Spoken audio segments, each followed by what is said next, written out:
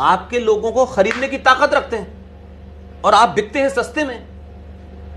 अगर आपकी कोई कीमत लगाए और आपके मूल्य, आपके परिवार की जो आस्थाएं हैं वो इतनी मजबूत हैं, तो आपको कोई खरीद नहीं सकता ना। आपको 5 करोड़ रुपया देकर के आपसे कहेगा नहीं कि अपने बाप को गाली दो, आप देंगी।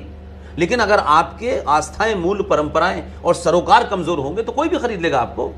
हिंदू बिकता है सबसे पहले। इसलिए दिल्ली में 1 महीने का बिजली का बिल 2 रुपए किलो चावल मिलने से हमने सत्ता में बिठा दिया। अब वो हज हाउस बना रहा है, अब वो मुसलमान मौलवियों को तनख्वाह दे रहा है, अब रोहिंग्या मुसलमानों को बसा रहा है। तो आप चिल्ला सकते हैं, तो भी वोट तो हिंदुओं ने दिया था। क्या सारी 70 सीटें जो दिल्ली की हैं वो मुसलमानों की वजह से जीत गया? वो 2, 4, 5 सीटें जीता होगा। तो हिंदू कौन सा हिंदू? तो कौन सा हिंदू को आप कहेंगे कि ये राष्ट्र के प्रति समर्पित है? ये नहीं है। हिंदू बिकता है। मैंने कहा ना, हमारी औकात इस देश में 2 रुपए किलो चावल से ज्यादा नहीं है। हम अपने आप को महान दिखाएं, बहुत परोपकारी दिखाएं। हम झूठ मक्कारी पे खड़े हुए लोग हैं। लिहाजा केजरीवाल जैसी मानसिकता सत्ता पर रहने के लिए, इससे पहले भी लोग यही कर रहे थे।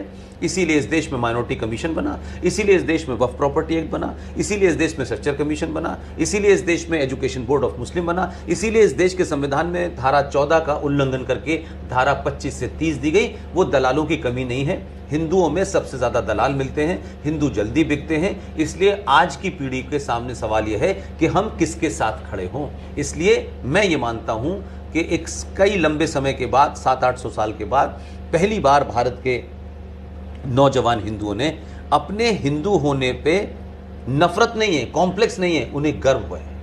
अपनी हजारों साल की जो सभ्यता है वो आपको ताकत देती है कि आपके पूर्वज कौन थे। सब आपके पूर्वज बिकाऊ नहीं थे। लेकिन इतनी लंबी मेहनत के बाद जो आज की जनरेशन में लोग आ रहे हैं, उस वजह से एक नया नैरेटिव हो रहा है। इसलिए आज आप ये सवाल पूछ रही हैं। 10 साल पहले तो ये सवाल भी नहीं लोग करते थे, एमयू के बारे में जानते ही नहीं थे। लोकल मीडिया को पीआरओ डिपार्टमेंट से 4 विज्ञापन मिल जाते हैं। वो इरफान हबीब के इंटरव्यू छापते हैं कि होली के रंग का मतलब क्या है और पिचकारी का मतलब क्या है। तो दवा तो आप क्या है, वो कभी नहीं बिके।